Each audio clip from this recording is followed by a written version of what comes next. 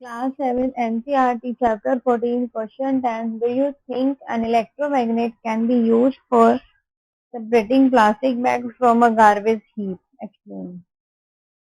Answer is no, because plastic does not have magnetic property to get attached attract to a magnet.